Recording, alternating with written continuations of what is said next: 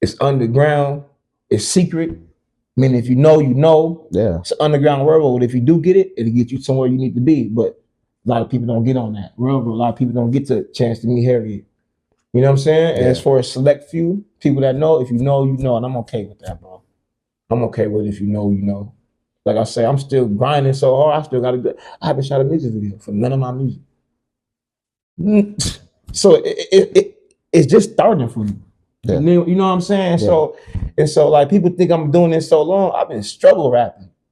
Hey, hey, you know what I mean? Working. You feel me? And people know that check to check rap is crazy. Yeah. One check for the rent, the other check is for the studio bill. Yep. And then what I got? You know what I'm saying? So people, and then this music, and for people not to even listen to, but it's also, this is my art. It's what we do. Yeah. Hey, TT. Sometimes you gotta walk by faith. Shit up, my nigga. And not by sight.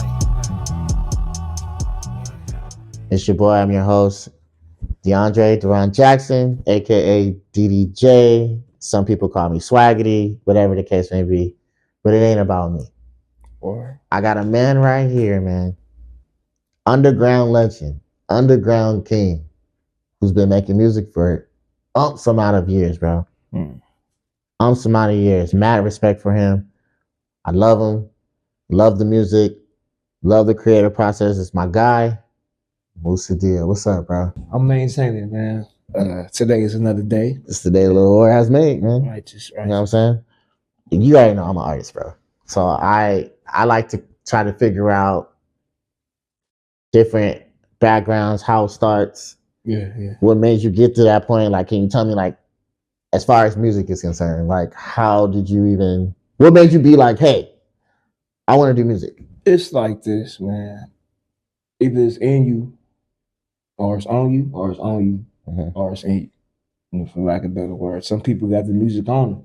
It's around them. Yeah. Some people got it in them. Yeah. They just trying to bring it out. You know yeah. what I'm saying? I say it's both. It's in me and on me. You know what I mean? When I was a child, growing up, doing my thing, you know, just music was always around me. You know, that's a cliche thing. Music was always around. Yeah, but it was. It's always around all of us. That's who we are. Yeah. You know what I'm saying? As people. You know, I'm growing up in Long Beach, east side of Long Beach, and at the time, Snoop Dogg was the best rapper ever alive. So I had to, growing up that east side, golden era, the Twins, Warren G, Dub Shack. I got kicked out of school for saying, ooh, summertime. She kicked me out of class. I went to Creative Arts Preschool right on the east side. So she kicked me out of class. I just remember these hip hop being around. My mother, rest in peace, her first song she ever taught me was a mob. Back in the days when I was young. It's 93. That's my song. I'm 3 years old, 94. The Lunes. I got five. My stepdaddy finna go sell weed, and he leave me in the back seat, and the song come on. Can't make it up. It's like a movie. Yeah. If I can go back. So the music in there, I always rap. 6, 7 years old. I was always a writer. I graduated high school with English honors and writing. I'm a writer, right? So as a child, I would sit there, had a notebook, always write. But I was writing about what I saw. Motherfucker this, bitch that, shoot that, F this, right? You know what I'm saying? And that was all in my lyrics. It's cussing. At the AK, it was hard though. But I was rapping like Snoop. I rapped like who I wanted to rap at the time. Yeah. Then my mama found my notebook one time, bro. But she took my notebook, threw it away, and gave me a new notebook with a dictionary. And I knew, and from there it was like, and that's my mother. She gave me that. She said, for there it was on. Use your words, use your vernacular. You know, use your words. Use what I gave you. I raised you to be hooked on phonics, not to be out here MF for this, F for this, be this. You know what I'm saying? Yeah. Just because that's what it is. And my mom beat me, man, and she whooped me, and then gave me and she cried, whooped me. It was one of, if your mama cried when she whooped you, then that's you got that. Yeah. When she cry, look, when she tear up whooping you, that's how you know it's something. Yeah. She didn't know what to do, or she knew what to do. It was emotional. She didn't want to see me go down that road. And she told me in this Bible scripture, life and death is in the power of the tongue. And those that love its fruits will eat from it. You know what I'm saying? So that's the scripture she gave me, like, you got to speak life of yourself. And that was when the lyrics came to me, like, okay, then Tupac hit me, boom. You know, okay, then Nas hit me, then Common hit me, then Jay-Z hit me, then some big inspos. The greats hit me, right? Yeah. Because I was always a single child. Right, my sister was younger than me. So when I hear their music, it sounded like they was the older brother. I love our artists because they paint the picture of the lonesome brother trying to make it. Right. And that's who we are. And so that's why we adhere to our heroes. We call them heroes because they made it out. Yeah. And they tell us stories about that. And so those are my early experience, inspiration. Andre 3000, these cats, because I can't believe it, man. It is when I started going through things growing up, it was these artists and this music that let me know I wasn't crazy, especially Tupac. You know what I'm saying? Because his lyrics is just me and his life is like identical. My father Black Panther, my mother, was dabbling into my father's Black Panther FOI, and so the similar little background that I had in that. So I had a father that was in the movement. In the movement. So you kind of pretty much that was your environment. Like that's what you knew. And I tend to listen to the music that reflected my parents. So Tupac remind me of my dad. Most definitely remind me of my dad. Gotcha. Erykah Badu remind me of my mom. So you're gonna reflect who you are vicariously. So you know what I mean, subconsciously. Okay, Yeah, so not to take it too far off, but I give you you a nice like yeah. Give me. I need artist to artist. Yeah. Right now, where do you think underground rap is right now? The game messed up. Okay, so what's underground 20 years ago is mainstream. It's mainstream now. It's backwards. And so what I try to do to keep my sound underground, bro, is keep it real. I actually went through something in my life. Right. My mother died, experienced homelessness, betrayal, betrayed myself. Anything you could think of, I've been through it, and I put that in the music. The Art of War was about that. I read the Art of War book. It's about really fighting yourself. That's who you fighting the whole time. Well, the crazy part about that is like I had a conversation with the person about Art of War. Yeah.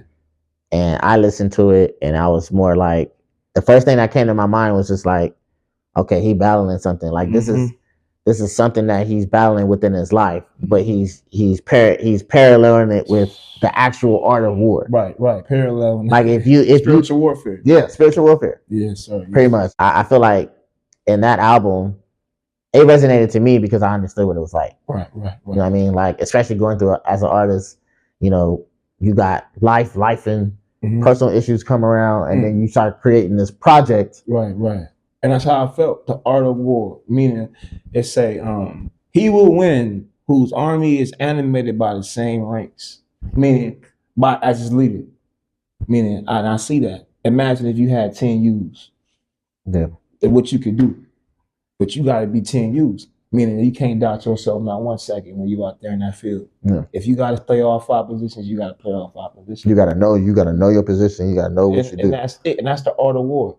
So for the interwar for myself, writing about it, making music about it, help the brother get it out, help me get through what I have to say, break out of my mental matrix, get to know my metrics, my numbers better.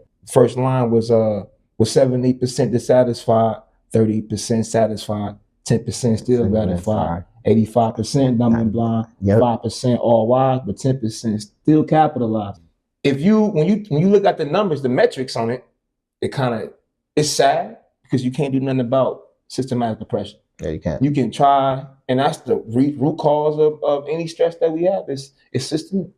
And for me to deny that, and for me to know that, it gives me hope that it's not just me, that it's a number of, and we gotta work through. Once I learned my personal metrics, knowing my numbers, knowing the time I was born, knowing how hot it was when I was born, knowing why I'm here, knowing who I am, I was able to navigate it better, because it wasn't about what everybody else is about. This only, bro. Yeah, it's about mindset. If I lose a job, lose a girlfriend, lose a this, lose a that, it's about the mindset of moving forward, and that's what the Art of War was. You know what I'm saying, for me, and in a nutshell. So thank you for even that's my baby right there, because I put the audio book in there. And it's like, I was just about to ask you, like, which project stood out to you more that you did? Was it Art of War?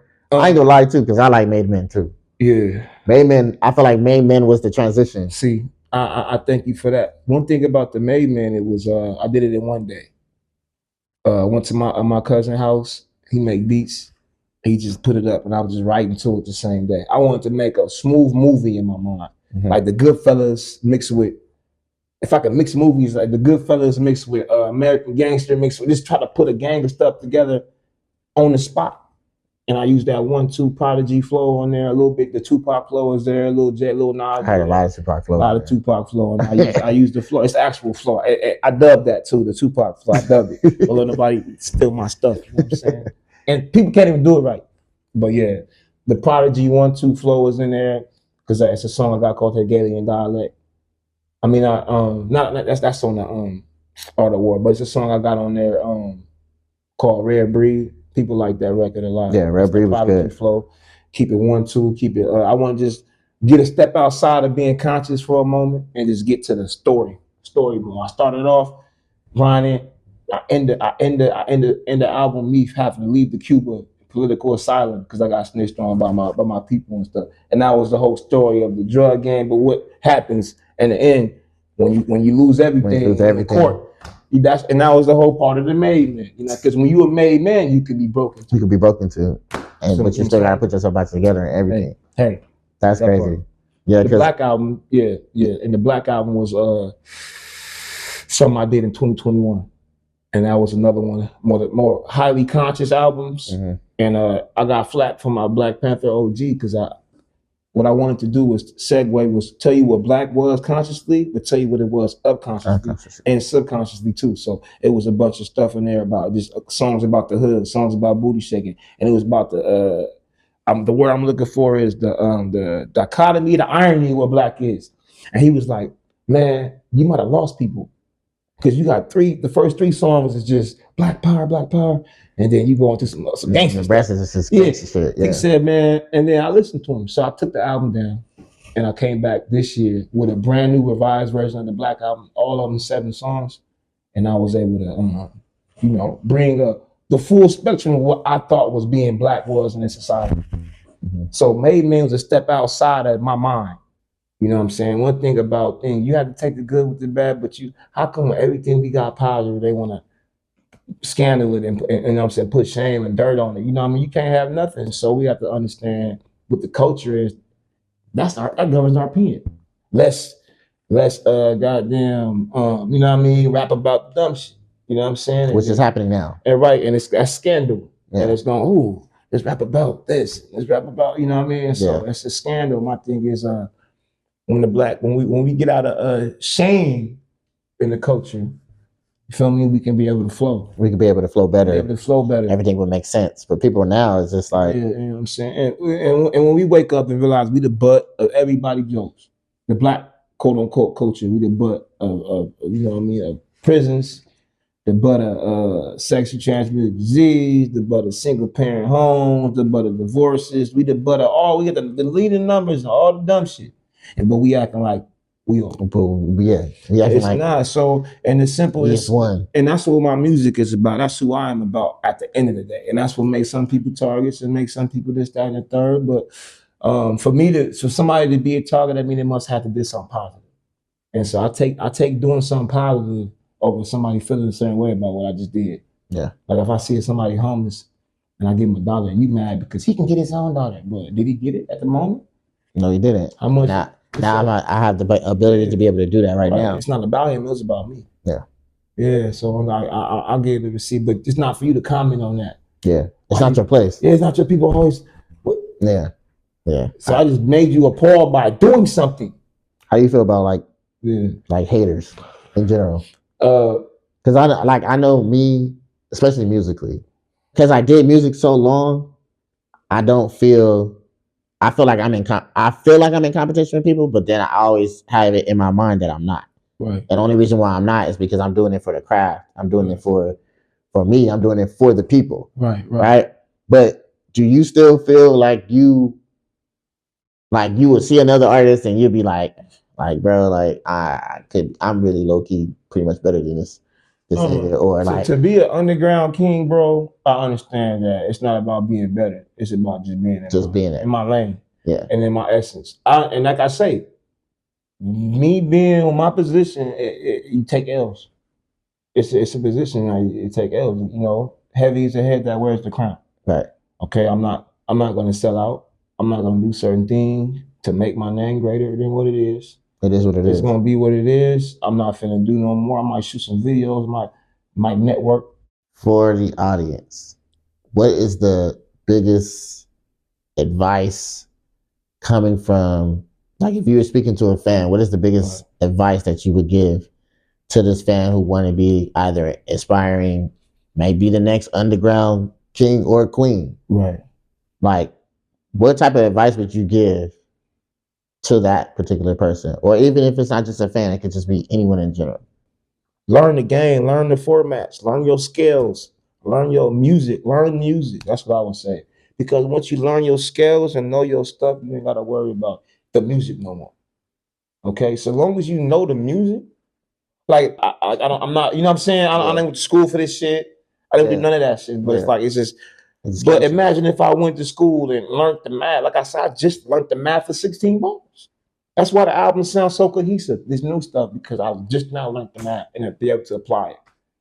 Stumbled upon how Pac write. I saw how I think I got one of his notebooks one time, and I said, what format is this? He only got 8 lines, but 16 bars there. I said, oh, and you like, oh, and I figured the math out, and ever since then, bro, you've been annihilating it ever since. I would tell him, because and then I'm supposed to be a veteran MC, and I'm just now learning new things about how to rap and how to do certain things. Oh, come on, you got, so I would tell the youth, know yourself. If you want to be, don't look to be an underground king, or don't look to be no title. Just make the music. And my music, it's a spirit. It ain't no, it's not a mind, that's a spirit. You listen to something spiritual. It's inspired by something. Yeah. As you can see, you can hear, he inspired by something. Yeah. It's spiritual. That's what I heard. Because I in my mind, all I heard was inspiration. It was just like, okay, he got this from something, somewhere. You know what I mean? So it's like, and for you to be able to display all that. Yeah. So that's why I got mad respect for you, bro. No lie. Nah, that's all I could take. No fucking lie. The UGK of fucking Long Beach, ladies and gentlemen. I'll take that. Musa Dia.